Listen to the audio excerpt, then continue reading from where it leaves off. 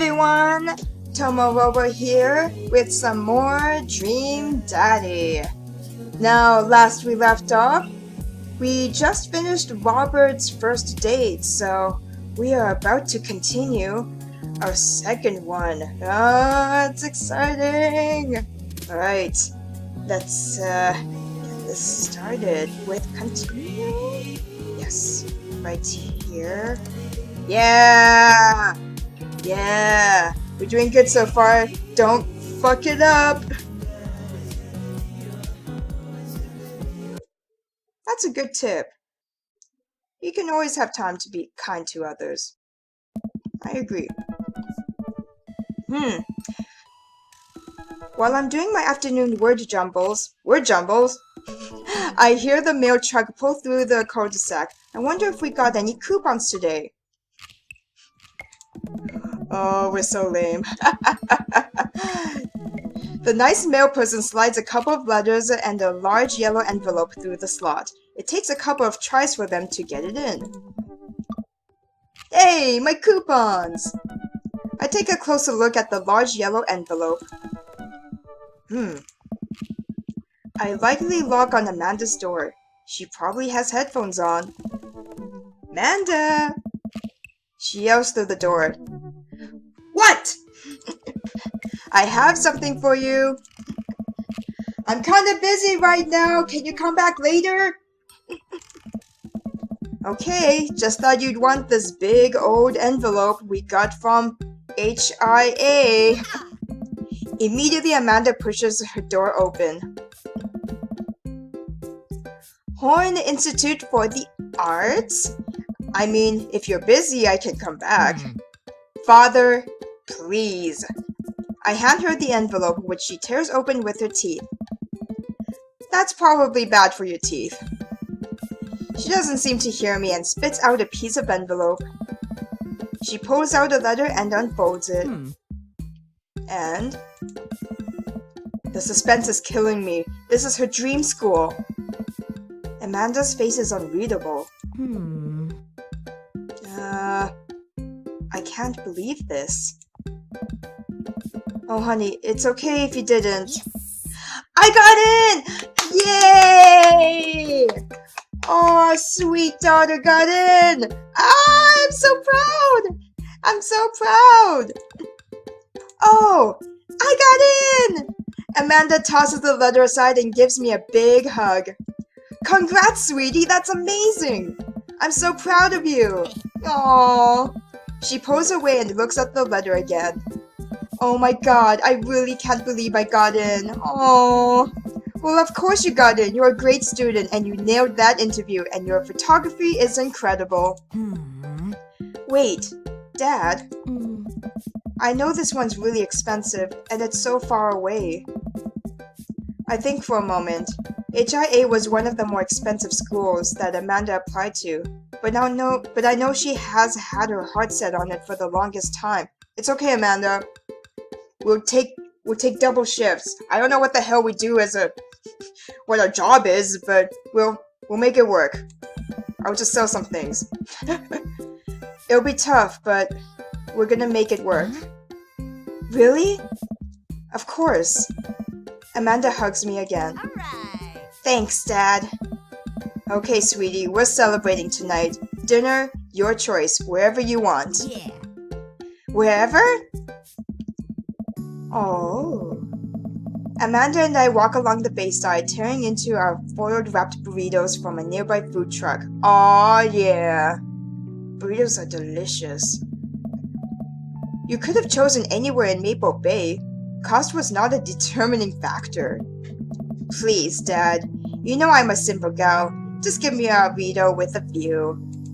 I like the way you think, Amanda.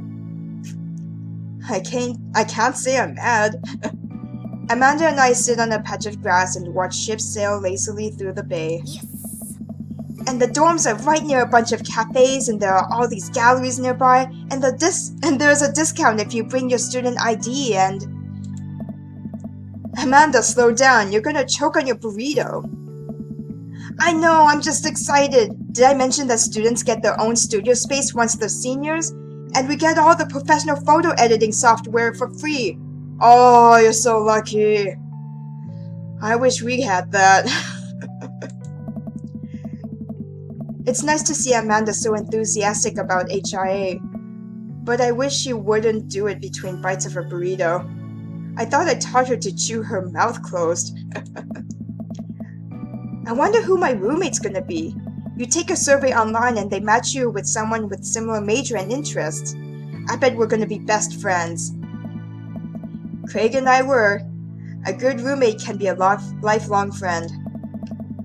But don't even get me started on bad roommates. Oh no.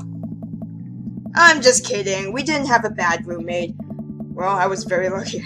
Our only other roommate was a puppy that Craig brought home one night. We spent a semester fabricating a story about a new foreign exchange student who had a really bad cough that sounded exactly like a dog bark. Carl ruled. Yes. Oh, they let you have animals in the dorms if you get a note saying you need one. I bet I could forge one. I think I'd get a rabbit. Or maybe a snake. Or maybe both. Would the snake eat a rabbit, though? Oh boy. I think I'll leave all that up to you. She's so excited. I don't want to disappoint her, but I need to be real for a second. So, you know I had to talk with Mr. Vega. He didn't tell you about the dumpster fire, did he? What? Oh no! My arson habits went over to her! No!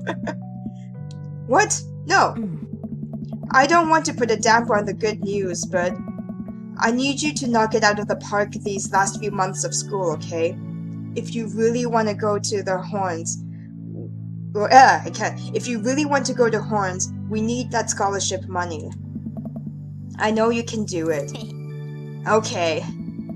I promise I'll try harder. Aww. I pat her on the back. Think you can handle a 14-hour drive to come home for the holidays? There's gonna be some treacherous ice roads to cross. And don't even get me started on the paranormal occurrences. Well, it'll be worth it if I get to see you. My eyes immediately well up with tears. Oh, Dad, don't cry. Sorry, I'm just very, very proud of you. You're all grown up now, and you're such a good person, and I hope you know how important you are to me. Dad, stop. You're gonna make me cry too. It's too late, honey. It's happening.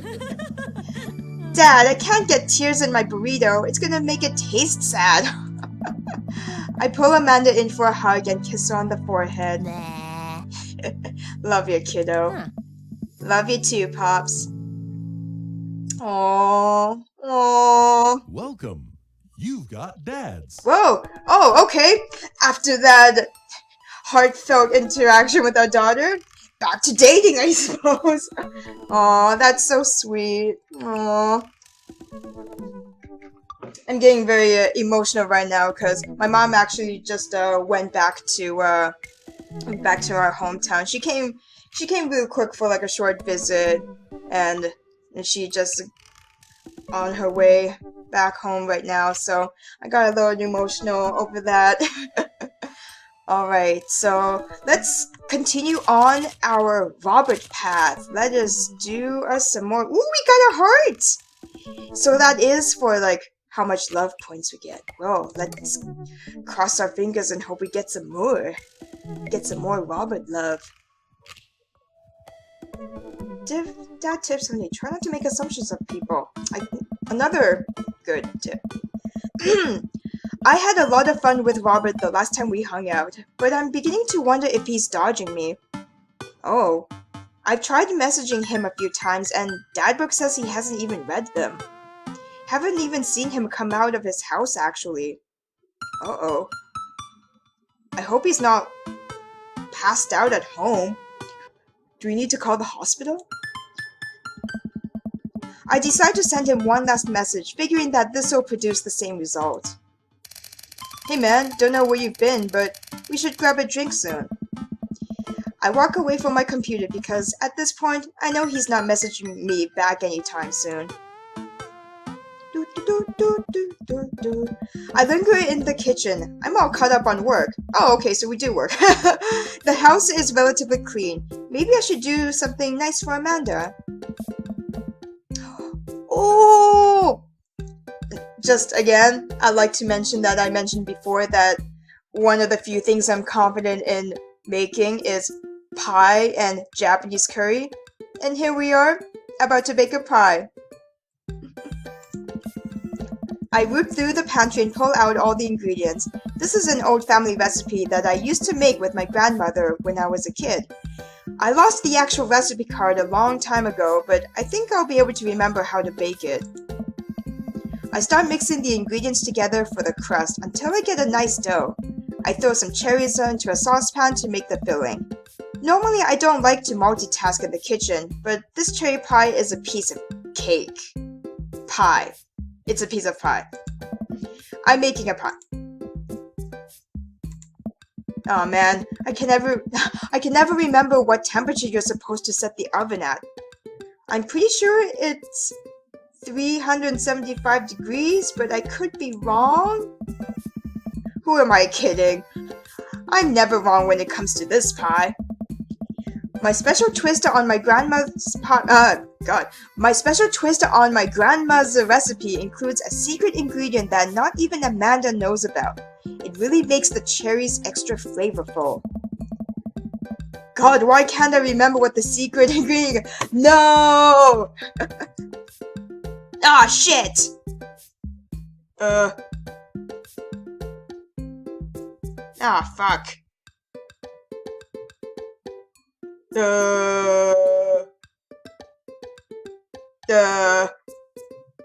I don't think it's salt.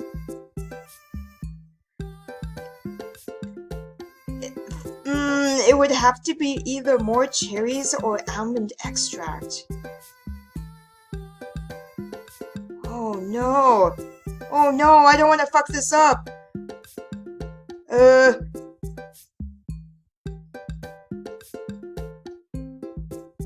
Almond extract?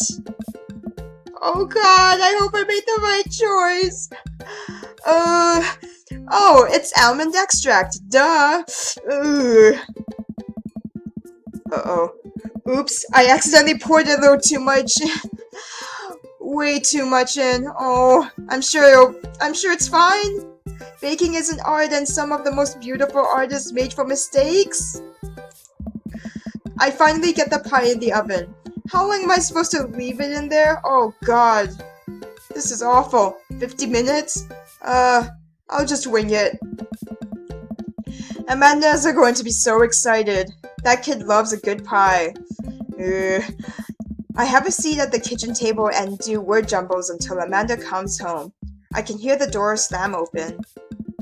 Yo, Pops! What smells like pie in here? It's pie, sweetie. Amanda darts over to the oven and looks inside. Yeah. Yes! Hey, it's not done. Be patient. What's your angle here? What? Pies are an object-based confection. What are you trying to get out of me?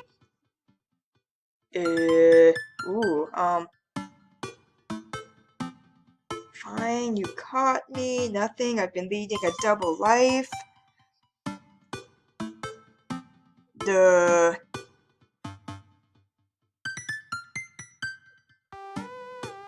I've been leading a double life. Amanda, I have terrible news for you.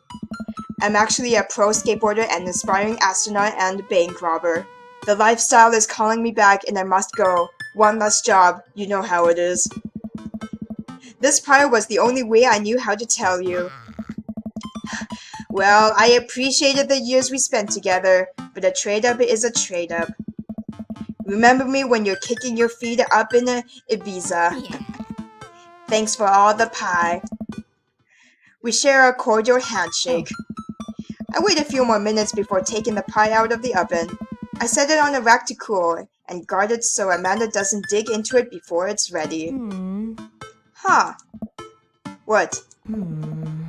Does it look kind of weird to you? Oh no. Oh, that's just me taking artistic license on what cherry pie means to me emotionally. I'm just saying this because, it seems like you might have baked this pie incorrectly. Oh no! Oh, and you're currently right now trying to pass it off as a good thing. It's art, sweetie. Was it art when you accidentally baked that whole uncracked egg into the center of my 12th birthday cake? Oh, jeez. Our character is just as bad as cooking as I am. Ooh. Well, Was it art when you tried to make brownies and accidentally created chlorine gas? Oh. Woof. Well, that's a bit of an exaggeration. Was it art when you... Just eat the pie, Panda. I cut us a few slices and we sit down to eat. The cherry filling oozes out of the sides and the buttery crust glistens. I watch as Amanda takes a bite. Oh no. Oh, fuck. What's wrong? Is it not good? Oh, fuck. Amanda winces and fans her mouth. No, I just burnt the heck out of the roof of my mouth. This pie is amazing. Are you just being nice? Sorry for doubting you. I breathe a sigh of relief and take a bite. She's right. Oh good, thank God. The pie is pretty incredible, as it always is. Oh, thank God. I've never been so nervous about a game pie turning out right. I'm really proud of you for making a pie without burning the new house down. I got a few dad tricks up my dad's sleeves. Maybe fathers aren't as bumbling and stupid as the media makes us out to be. Maybe we as a society should have a little more respect for fathers as a whole. Dad, your sleeve's on fire! Oh shit, I run to the sink and put myself out. Pride will be my undoing. Oh, how did I get my sleeve on fire? Amanda and I clean up the kitchen and play a little more living room hoops before she retreats to her room to do homework. I go back to my word jumbles. Hey, this one spells cat. Meow. The rest of the evening trickles by. We eat dinner. I help Amanda with one of her scholarship applications, and we both start getting ready for bed. I decide to check Dadberg one last time before I climb into bed. Aw, still nothing from Robert, huh? Hope he's okay. Did we do it bad? I turn out the lights and lie down. Alright. Oh! Oh! Hey! Tomo! Hey! Sorry, I'm giving you such a weird... Hey, Tomo, hey. Hey, Tomo, hey. I'm outside. Come outside. Oh my god. What is that? I was just on the verge of falling asleep. I climb out of bed and try to identify the source of the dinging. My computer screen illuminates the dark room. I walk over to it, ready to turn it off, when I notice what's happening on screen. Don't make me honk. I will honk. Get out here. I look out my window and sure enough, there's Robert leaning up against his pickup truck in my driveway. Ooh. Ooh, we sneaking out again? We're gonna do some crimes? I open my door to try and figure out what's going on. Hey. Hey? Hey. Wanna hang? I was kind of sleeping. Oh? That's no fun. Come hang out. I would argue that sleeping is very fun, but I don't want to be anywhere in the but I don't have to be anywhere in the morning. Might as well live a little. Yeah. Let's do it, TomoDad. Sure. Cool. You plan on going out like that? I look down and realize that I am in fact not wearing pants. Oh god. Well, good thing it's night and no one is seeing this. I mean, I don't mind. Oh, maybe I won't put my pants on then. Right. 1 second. I run inside and throw on my going out pants, shoes, and a jacket. I grab my keys and meet Robert back outside. Mm-hmm. Ready? Ready. Mm. Hop in. Ooh, where we going? I jump into the passenger seat of his old red pickup truck. I have to move a few empty cigarette packets and gas station receipts out of the way before I can sit. Robert silently starts the car and we drive out of the cul-de-sac. Ooh. Ooh. You like Tom Waits?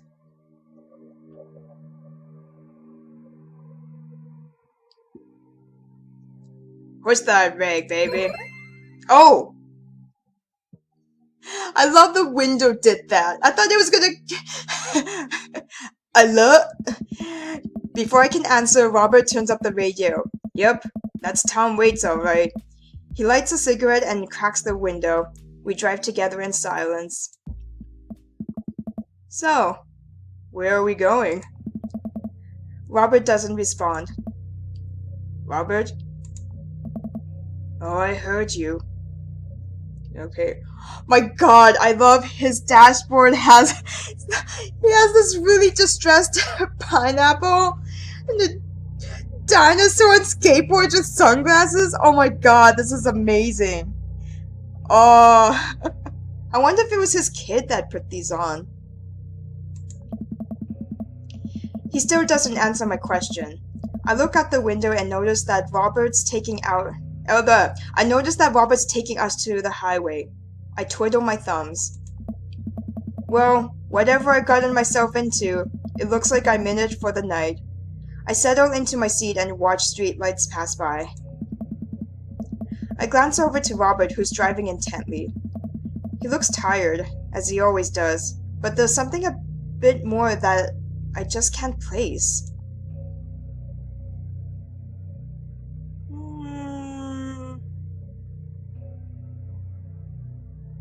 He did say before that he appreciates silence, and it doesn't sound like he wants to talk, so let's just keep quiet. Oh, thank God. I remember what Robert said about hating small talk and decided to keep my mouth shut. Yeah, it's funny because he sort of reminds me of how, this is gonna be weird, but like my dad is a very quiet person too, and he's not much of a person for small talk, so like there's a lot of moments where I, just being quiet is the best thing you can do. Mm. He notices me staring. Mm. Stop looking so nervous. I'm not nervous. I'm a little nervous. Oh. Just hang on, we're almost there. Almost where? I have no idea where we are. I think we're moving in a slight incline, but I'm not so sure. We eventually come to a stop. Robert gets out of the car and I sit for a second, unsure if he wants me to get out too. What are you waiting for? I hastily exit the car. Robert sits on the bed of his truck and pats the space next to him. Ooh, pretty. I sit down and take in the view. We're on a hill overlooking the city skyline against the bay. The cool night air rustles some trees near us. Oh my goodness. Excuse me. I sit down and take in the view. We're on a hill overlooking the city skyline against the bay. The cool night air rustles some trees near us as lights blink in the distance. Off to the side, I can see an entrance to a dense forest. Man, it's so gorgeous. I don't know why this is reminding me of it, but for those of you who have played Night in the Woods, like slight spoiler, but there was one of the conversations May and Greg had about like people hiding, like back in the day, people hiding porn in like the log or whatever in the forest. I don't know why this is reminding me of it. It's just like, oh, such a romantic view. It's like, this is where I hide my porn. We're gonna be porn buddies soon.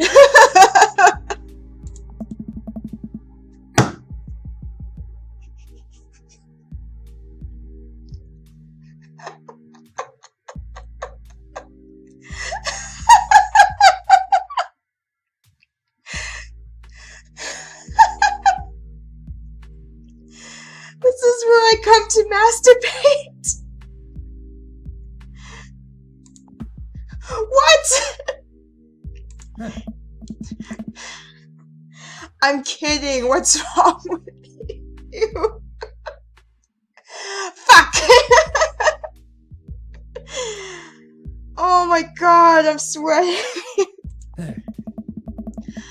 This is my little spot where I come to think. It's nice. You can see the whole city from up here. Really gives you some perspective. Robert reaches behind him and pulls something out from under his jacket.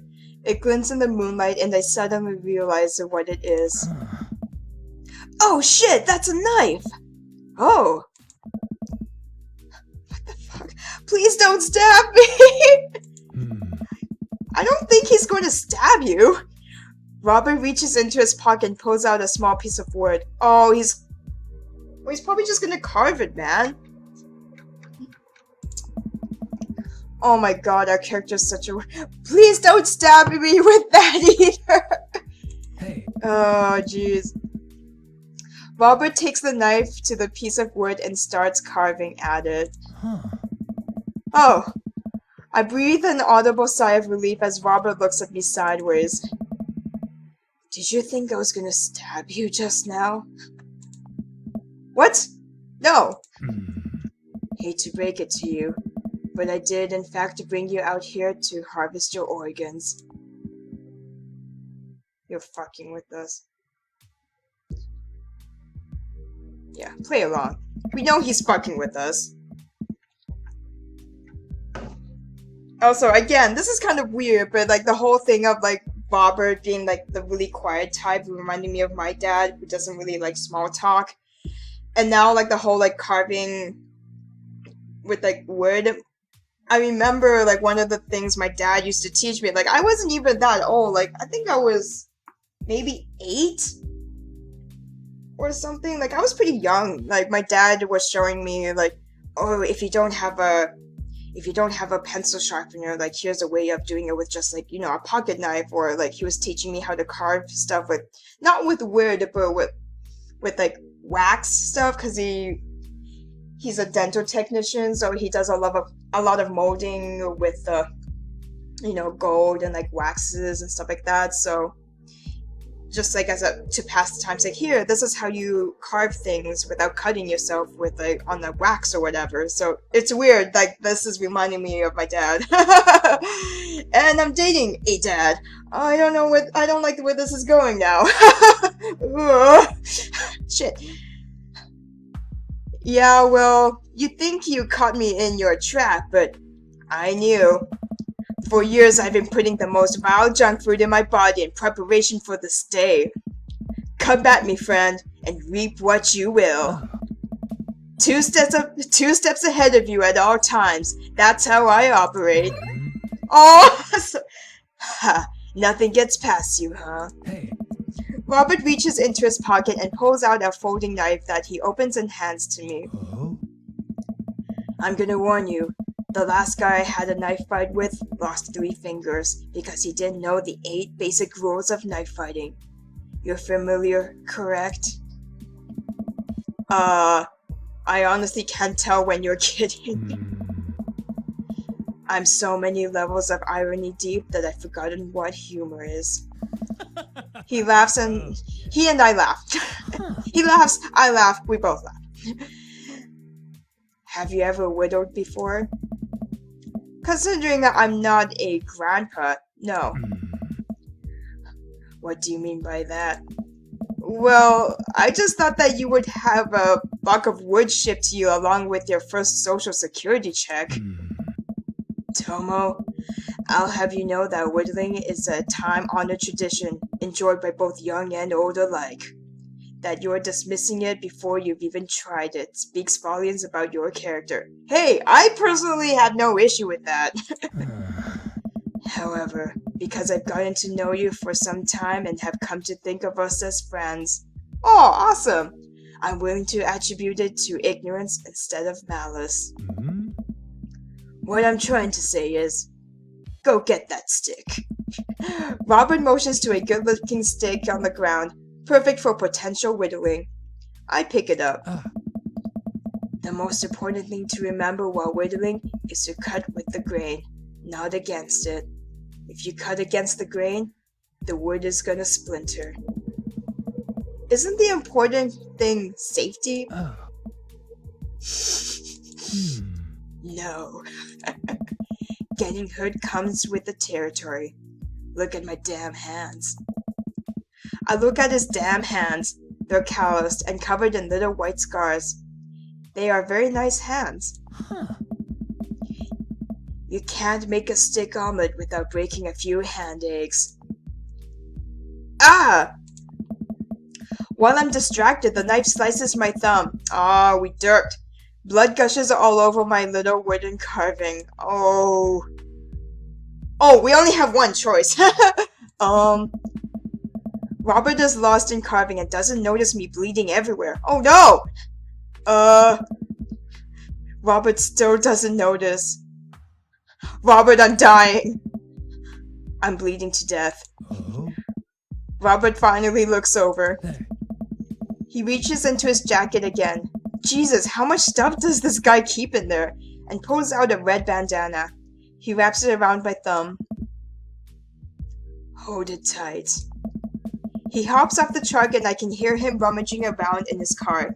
He comes back a moment later with a well-stocked first aid kit. Robert carefully wipes all the blood off of my hand and swipes a bit of antiseptic onto the cut. With surprising gentleness, he places a bit of gauze on the wound and wraps it all up. You okay? Aw, you got good bedside manners. Yeah, I'm good. He hands me what's left of the tube of antiseptic. Make sure to keep that cut clean. It's oddly touching and a little sexy. I guess I'm a real whittler now. That you are. Be careful though. They're attracted to the smell of blood. Wait, what? What's attracted to the smell of blood? Cryptids. Tons of them out here, you know. Cryptids? Like Mothman and stuff? Mothman is bullshit. But yeah, this town's a hotbed for cryptozoological occurrences. You're joking. Oh. Oh, how I wish I were. I'm a skeptic myself. Or at least, I thought I was. There are things in these words that we can't possibly comprehend. I think about my entire time in the city. Aside from the occasional stray coyote, I don't think it's too bad. You ever hear of the Dover ghost? I don't think so. Hey. Well, let me tell you a story. I was out in the woods here on a weekend camping trip with Betsy. You don't know Betsy, but she's a big pup. Pit bull. Real intimidating. I feel safe around her. First night goes without incident. I get some solitude. Betsy gets to pee wherever she wants. All good stuff. Second day, I get the idea into my head that I can hike deeper into the woods. Probably against my better judgment, but hey, we're just having a fun camping trip, right? So me and Betsy start marching in the morning.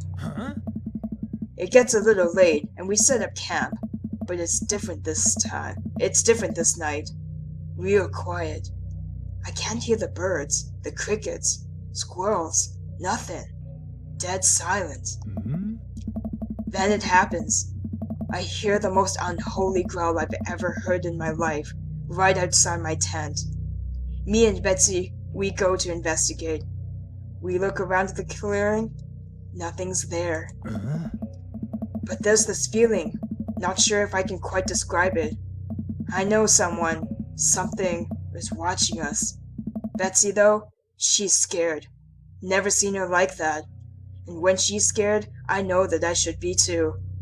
And then I see it, in the distance.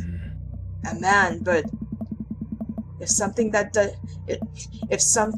didn't know what a man was supposed to look like made it, It just looked wrong. Big arms, big arms too long for its body, black eyes. It just stood there and stared at me. Then it disappears. I hear one yelp from Betsy and I turn around to check on her, but she's gone into thin air. I didn't sleep at all in my tent that night, and I don't think I've slept right since.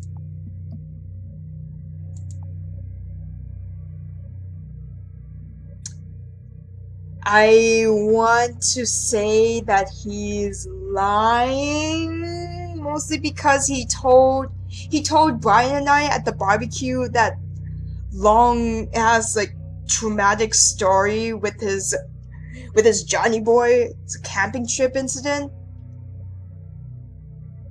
I'm gonna say he's lying.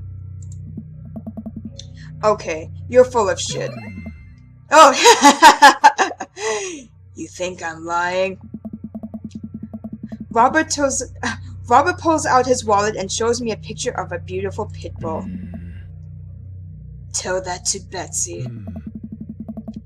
They say that if you listen closely on quiet nights just like tonight, you can hear the howl of the Dover ghost.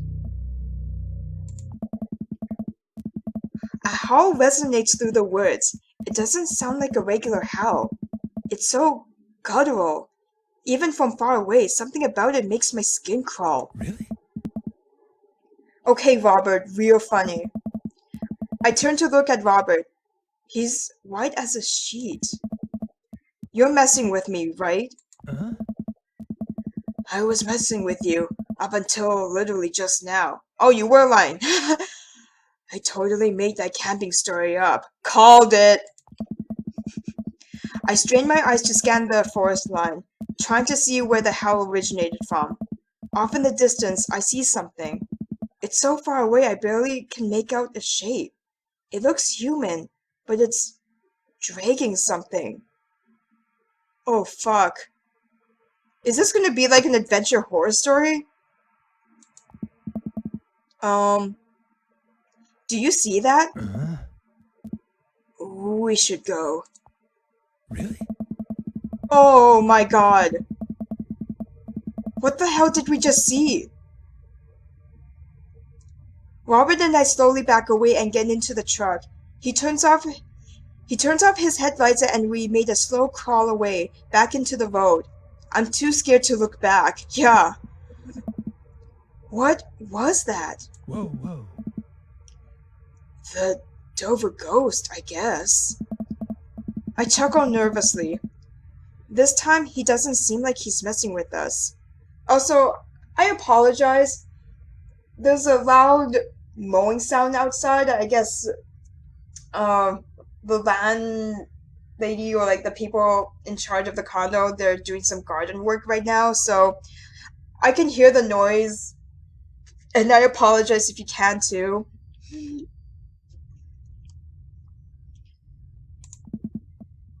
Or maybe someone illegally dumping garbage on a wildlife preserve? Oh. Yeah, that's the story we'll tell ourselves. Really? We sit in silence for a little while longer, the fear of whatever that was slowly subsiding as we get closer to the city. Hey. Thanks for coming out. This was fun. Oh, I'm glad you had fun, Robert. I had fun too. Huh. I'm sorry I haven't been in touch. I've just been on a way lately. I had to get out of the house. Aw. You can tell me what's up, Robert. I'm good at keeping secrets. Had to be around somebody. You doing okay, man? Robert thinks for a second and lights another cigarette. Hey. Been doing a lot of thinking. He takes a long drag. As I get older, I feel more and more that I'm just drowning in the sea of regret.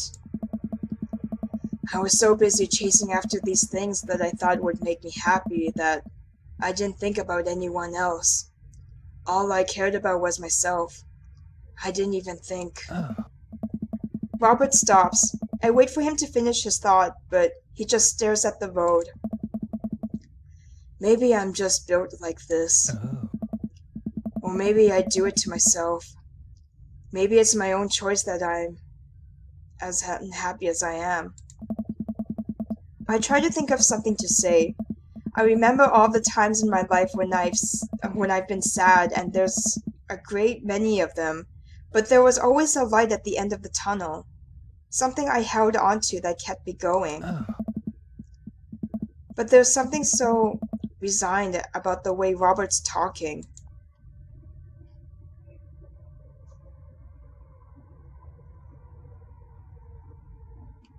I'm glad you told me.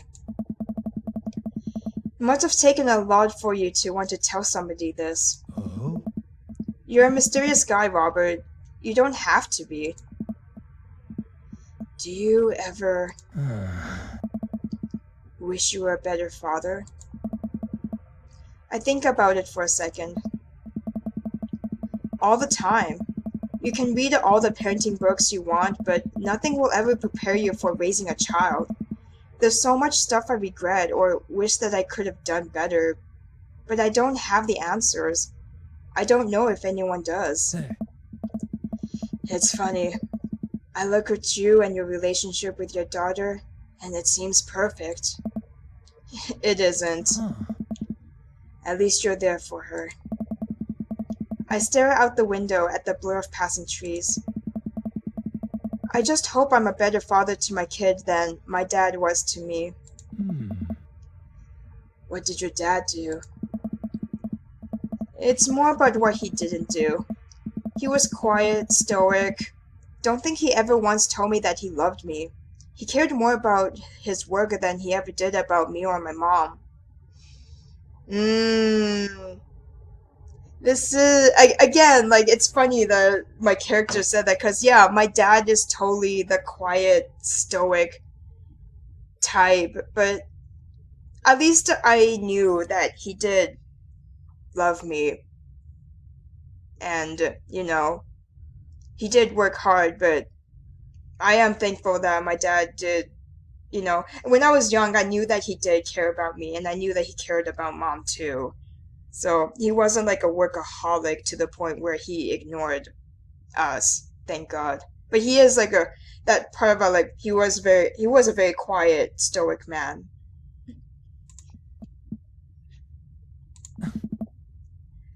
Do you hate him? No, I used to, but after I became a parent, I just kind of feel bad for him.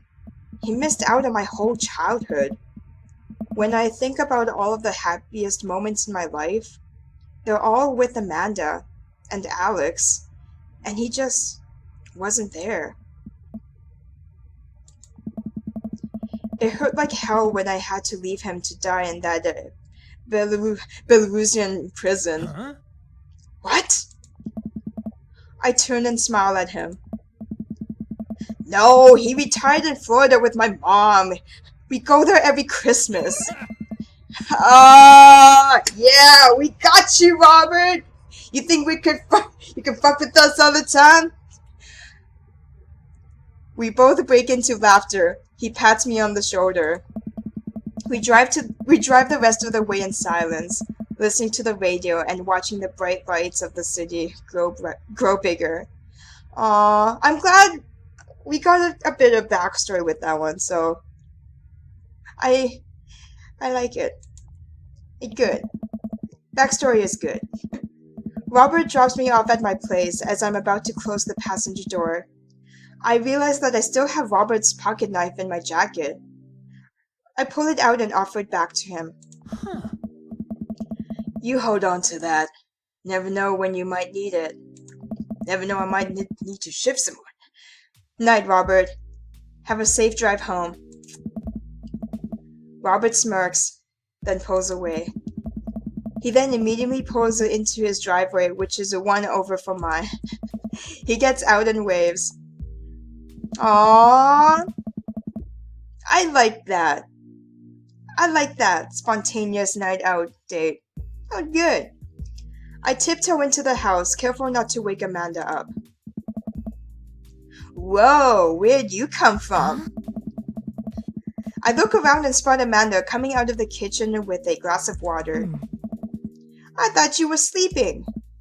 Oh, Robert woke me up to go cryptid hunting? Yeah. You know the Mothman is bullshit, right? Amanda, like, you know what? It's fine. Huh.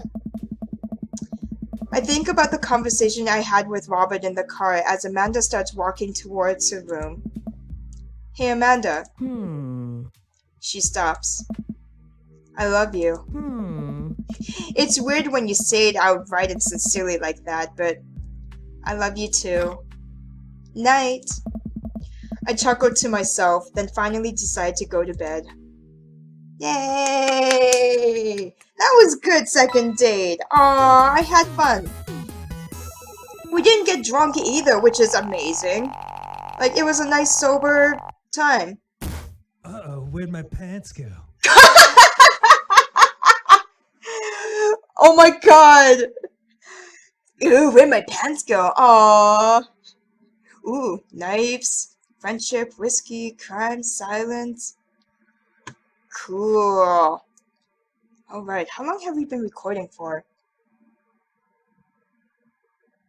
I might take a break in a little bit. Yeah, you know what? I'm gonna go for a short break just to give my voice a rest, and I will be back with some more Dream Daddy. I wonder what's gonna happen next.